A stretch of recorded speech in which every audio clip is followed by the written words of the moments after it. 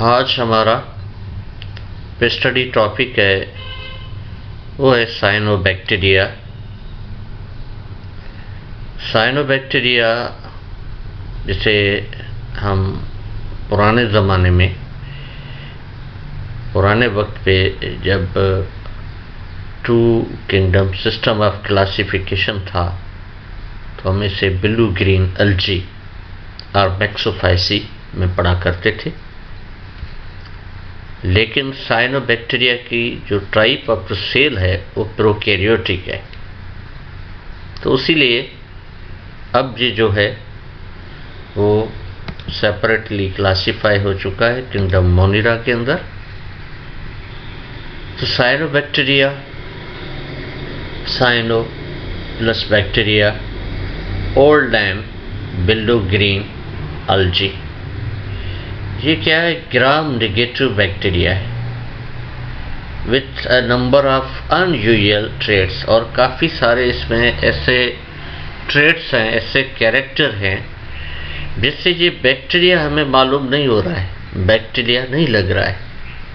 इसके morphological characters तो बिल्कुल अल्जी से मिलते हैं, अल्जी से ये रिजेंबल काफ़ी कर रहा है, लेकिन type of the cell prokaryotic होने की वजह से इसे क्लासिफाई किया गया है किंगडम मोनिरा के अंदर। ये डायग्राम है, इस डायग्राम में आपको एक सेंटर में एक बड़ा लार्ज सेल भी नज़र आ रहा है, साइड में कुछ स्मॉल सेल है। तो ये डायग्राम किसकी है? ये साइनोबैक्टीरिया की है, जो काफ़ी अल्जी जैसा, फिलामेंटस अल्जी जैसा महसूस हो रहा है। तो हम इसको आगे पढ़ते हैं, इसके कैरेक्टरिस्टिक्स को।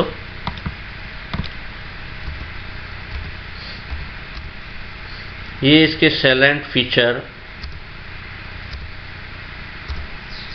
या और हम कहें कि ये उसके जनरल कैरेक्टरिस्टिक हैं तो भी सही रहेगा।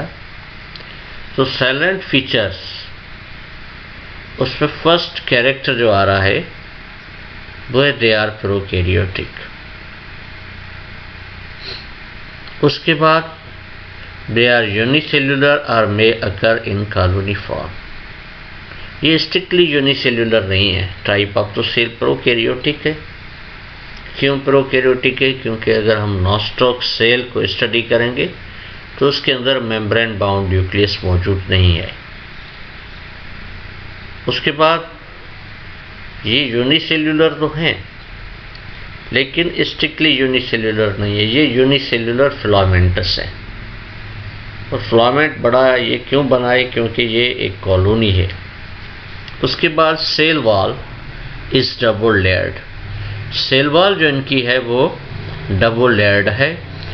और उसके बाद जो कैरेक्टर आ रहा है वो protoplasm is differentiated into an outer coloured chromoplasm and inner colourless region centroplasm. Protoplasm के दो पार्ट हैं, एक आउटसाइड वाला पार्ट जिसे हम क्रोमोप्लाज्म कहते हैं क्योंकि उसमें काफ़ी कलर्ड पिगमेंट्स हैं, और इनर कलरलेस रीजन जिसमें पिगमेंट्स नहीं है तो उसे हम सेंट्रोप्लाज्म कहते हैं, उसको हम सेंट्रोप्लाज्म कहते हैं। उसके बाद क्रोमोप्लाज्म में क्या है? Chromoplasm contains various pigments in which chlorophyll a and phycocyanin are in abundance imparting bluish green colour. जो क्रोमोप्लाज्म है उसमें काफ़ी पिगमेंट्स हैं, क्लोरोफिल ए है, फाइकोसाइनिन है, कैरोटीन है, ज़ैंथोफिल है, उसके बाद फाइकोएरिथ्रिन है। तो काफ़ी सारे कलर्ड फोटोसिंथेटिक पिगमेंट्स मौजूद हैं, लेकिन उसमें ज़्यादा पिगमेंट्स कौन से हैं? ज़्यादा pigment chlorophyll a and phycocyanin है। उसीलिए ये क्या कर रहे हैं? इम्पार्टिंग ए ब्लूइश ग्रीन कलर, ये ज़ाहिर कर रहे हैं, इम्पार्ट कर रहे हैं क्या? Blue green colour. उसके बाद जो कैरेक्टरिस्टिक इनका आ रहा है, they are aquatic fresh water with few marine forms. ज़्यादातर साइनोबैक्टीरिया जो है वो फ्रेश वाटर हैबिटेट के अंदर मौजूद हैं, और चंद एक स्पीशीज ऐसी हैं जो मैराइन वाटर के अंदर प्रेजेंट है। उसके बाद total absence of a sexual reproduction, यहाँ पे सेक्सुअल रिप्रोडक्शन जो है वो नहीं है, सेक्सुअल रिप्रोडक्शन नहीं है। तो पहले जब हम इंट्रोडक्शन पढ़ रहे थे किंगडम प्रोकैरियोटिका मोनिरा का, तो उसमें पढ़ा था कि यहाँ पे सेक्सुअल रिप्रोडक्शन नहीं है। Asexual reproduction takes place by means of hormogonia, zoospore, akinetes and fragmentation, ये टाइप्स हैं असेक्सुअल रिप्रोडक्शन, इसी तरह से इनके अंदर होती है। तो आगे नॉस्टॉक फिलामेंट के बारे में हम पढ़ेंगे कि नॉस्टॉक फिलामेंट जो है वो कैसा दिखने में आ रहा है। हमें हमारे सामने ये डायग्राम है, इसमें आपको नॉस्टॉक फिलामेंट नजर आ रहा है।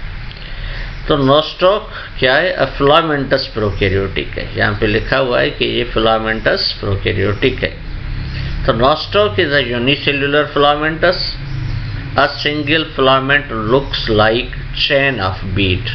ये आपको बिल्कुल chain of bead की तरह नजर आ रहा है, chain of bead. Each filament is unbranched. Filament इससे ब्रांचेस नहीं निकल रही हैं, अनब्रांच फिलामेंट है। And has a single row of rounded और ओवल सेल, इसमें एक रो है, आपको लाइन नज़र आ रही है, ये ओवल सेल है या बीडेड सेल है, राउंडेड सेल है। सारे जो भी सेल हैं कुछ साइज में बड़े हैं, तो उस बड़े जो सेल हैं उनके बारे में भी पढ़ रहे हैं। ये क्या है? The filamentous are intermixed in gelatinous mass and forming a ball-like structure called synovium. It floats on water. ये सिनोबियम की यहाँ पे डायग्राम कोई मौजूद नहीं है, तो हम उससे जाके आगे पढ़ेंगे। Each cell has a double-layered wall. Each cell has a double-layered wall. Outer thicker wall is made up of cellulose and pectic compounds, and inner thin layer is made up of only cellulose. Cell wall इसकी double layered है, outer thick है क्योंकि उसमें कुछ pectic compound cellulose के साथ है, inner thin है क्योंकि उसमें प्योरली सेल्यूलोज जो है वो प्रेजेंट है। तो नॉस्टॉक के फिलामेंट, उसके बाद Nostoc protoplasm and cell. Nostoc protoplasm. The protoplasm is differentiated into two regions: outer colored region chromoplasm and colorless region centroplasm. ये पहले हमने पढ़ लिया है। उसके बाद the chromoplasm is colored due to the presence of various pigments like chlorophyll, xanthophylls, carotene, phycocyanin and phycoerythrin. ये सारे पिगमेंट्स हैं जो इसके अंदर मौजूद हैं।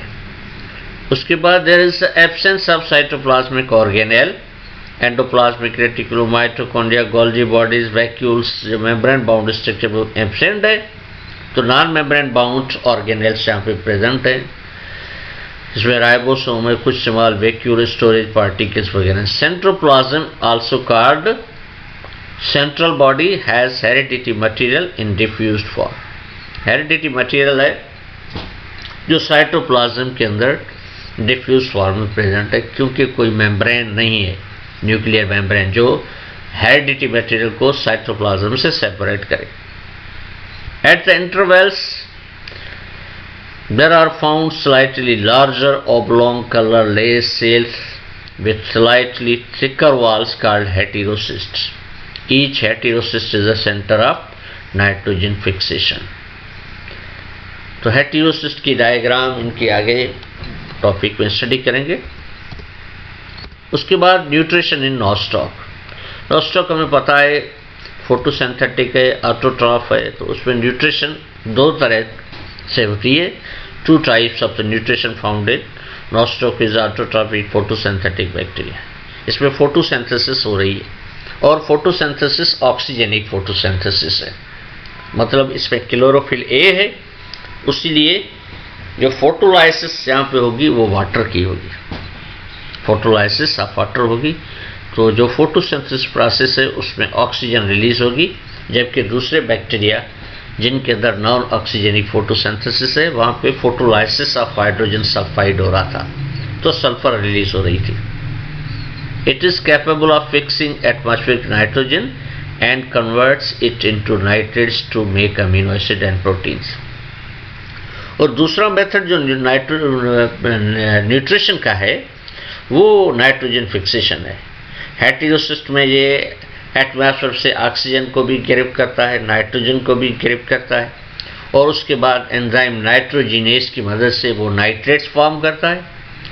नाइट्रेट्स में से अमीनो एसिड फॉर्म होते हैं और अमीनो एसिड्स में से ये अपनी प्रोटीन फॉर्म करता है. And this activity takes place in heterocyst. ये सारी एक्टिविटी कहाँ पे हो रही है? ये हेटेरोसिस्ट में हो रही है. Reproduction in Nostoc. यहाँ पे पहले लिखा हुआ है there is total absence of sexual reproduction. Nostoc reproduce asexually by following method. दो मेथड हैं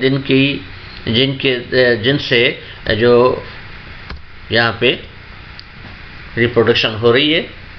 एक का नाम हार्मोगोनिया है. The portion of nostoc filaments between two heterocyst is called hormogonium. Nostoc का वो फिलामेंट जो दो हेटेरोसिस्ट के दरमियान है वो हार्मोगोनियम कहलाता है. During favourable condition Nostoc filament breaks up at the junction of each heterocyst and small pieces of filament are formed called harmogonium. Each harmogonium divides to form long filament of the nostoc. उसके जो and cell हैं fragment के वो divide और redivide होके फिर एक बड़ा फिलामेंट फॉर्म करेंगे. अब डायग्राम आ गई है हार्मोगोनिया. हमने पढ़ा कि नॉस्टॉक का फिलामेंट बिटवीन टू हेटेरोसिस्ट. ये क्या है? ये हेटेरोसिस्ट है. ये क्या है? हेटेरोसिस्ट. ये नॉस्टॉक का फिलामेंट इसे हार्मोगोनिया कहा जाएगा. ये नॉस्टॉक का फिलामेंट हार्मोगोनिया, ये फिलामेंट हार्मोगोनिया है. तो ड्यूरिंग फेवरेबल कंडीशन, जब हालात साजगार हों, उसी टाइम नॉस्टॉक फिलामेंट यहाँ से ब्रेक होगा, यहाँ से ब्रेक हो जाएगा. और ब्रेक होगा तो काफ़ी छोटे छोटे फिलामेंट पैदा होंगे और वो छोटे छोटे फिलामेंट्स जो हैं वो फर्दर डिवाइड और रीडिवाइड होके ये बड़े नॉस्टॉक फिलामेंट को पैदा करेंगे. अब akinetes formation. Akinetes are non motile spore form from certain vegetative cells during unfavourable condition.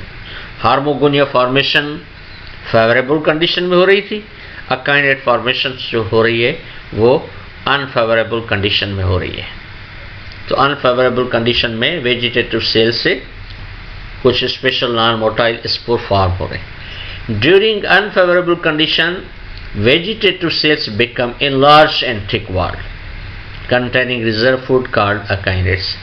कुछ वेजिटेटिव सेल्स आपस में मिलके बड़े हो जाते हैं और वहाँ पे थिक वॉल फॉर्म हो जाएगी. तो इसे हम क्या कहेंगे? अकाइनेट्स कहेंगे.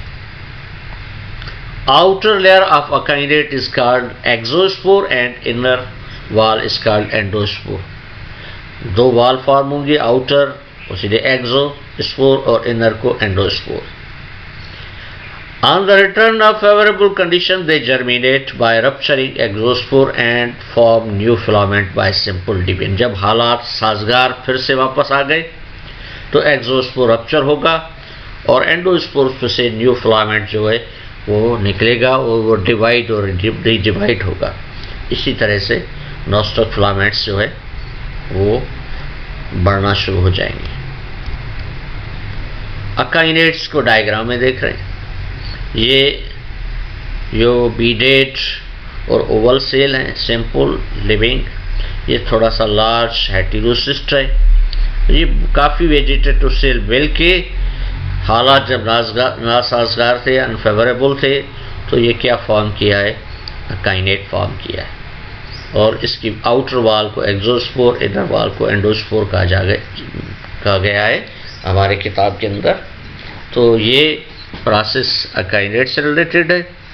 और ये लास्ट जो डायग्राम आपको नज़र आ रही है, ये काफ़ी पानी के अंदर नॉस्टॉक फिलामेंट्स और अल्जी काफ़ी मौजूद हैं. अब देखें ये साइनोबैक्टीरिया नॉस्टॉक आपको बिल्कुल फिजिकली मॉर्फोलॉजिकली अल्जी जैसा ही नज़र आ रहा है.